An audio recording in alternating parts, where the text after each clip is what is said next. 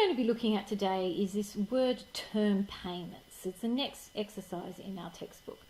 So what exactly is a term payment?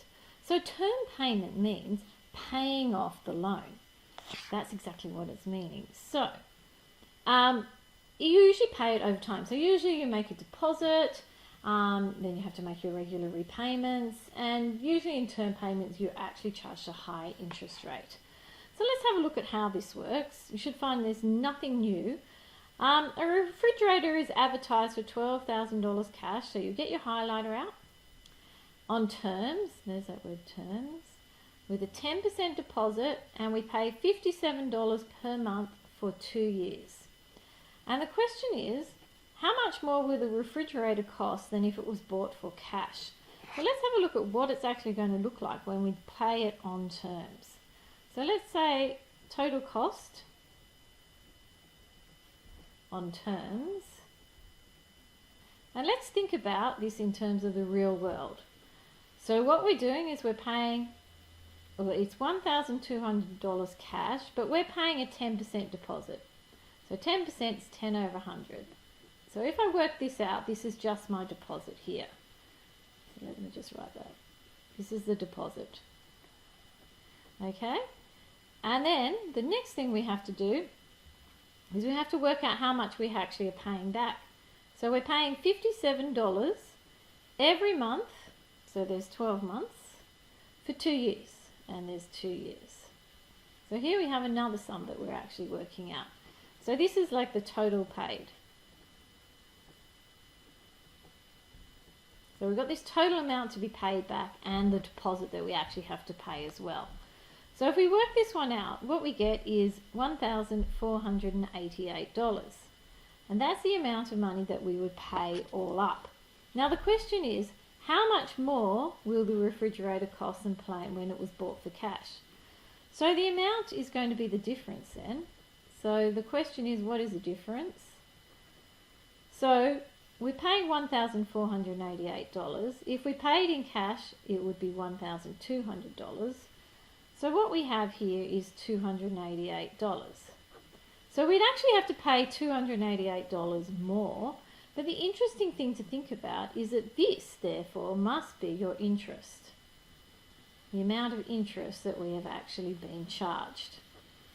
So let's have a look at the next part. What is the percentage flat rate, and we'll get my highlighter out again, what is the percentage flat rate of interest charged per annum correct to 1 decimal place? That's possibly quite important as well. So, looking at this question, let's write down the things that I do know. The things that I know is that I'm going to use that formula, I equals PRN, my simple interest rate formula. Now, my rate, we know, is, the rate we don't know, that's what we're trying to find out. N we do know, that's 2 years. And the interest we also know, that's $288 from the previous question. Now the principal, remember, the principal is how much we have actually borrowed. So what have we borrowed? So remember, what we've done is we've put a 10% deposit down. So the principal must be the actual cost of the fridge, which is $1,200 cash, minus our 10% deposit. Now that's 10% of that $1,200. And if we work this out, we get $1,080. So my principal is actually $1,080. So using my formula, the interest is $288. My principal is $10,080. My interest rate I'm trying to find, and my time period is 2. Let's give ourselves a little bit more room. And that should be times 2. So the thing we have to do is we have to work out this part first, that 10,080 multiplied by 2. So when we work that one out, what we end up with is we get 2,160 R equals 288. Now remembering that there's a times here, so we're going to do the opposite, which is divide. So just changing the sides around in the order, it's 288, and it's going to be divided by 2,160. And when you work that one out, you need to actually multiply your answer by 100, because your answer will just be in a very small decimal. And remember, your R is a number out of 100.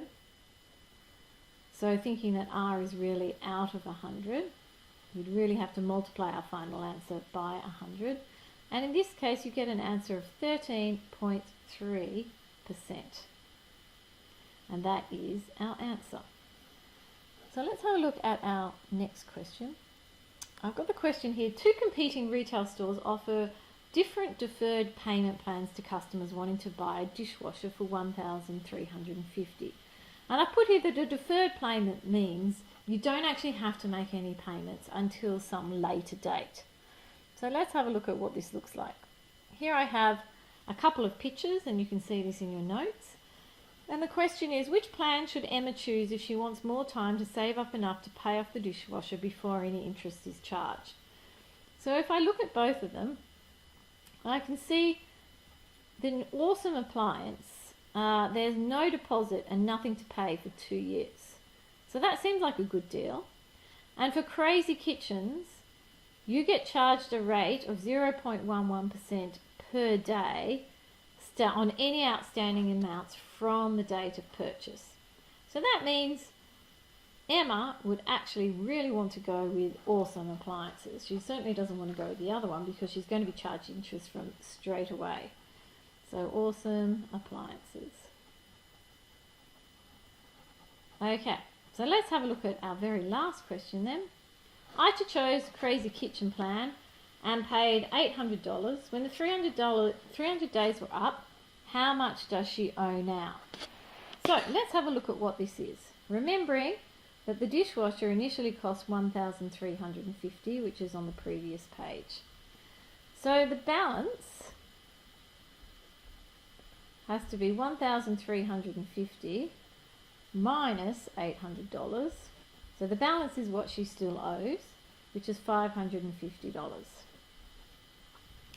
Now what we have to do is we have to look at I equals PRN, because it's a simple interest formula. The principal, we know, is $550. My rate is 0.11%.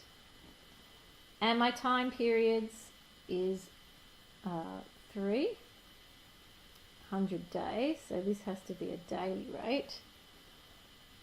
So let's have a look at what we do. 550 times, that's 0.11%, so I'm going to write that over 100. Now this is already given in a daily rate, and my time periods are in days, so we know we're on the right track. So we're timesing it by 300. So what we end up with, if we work that one out, we get $181.50. That's the interest, but the question is, how much does she owe now?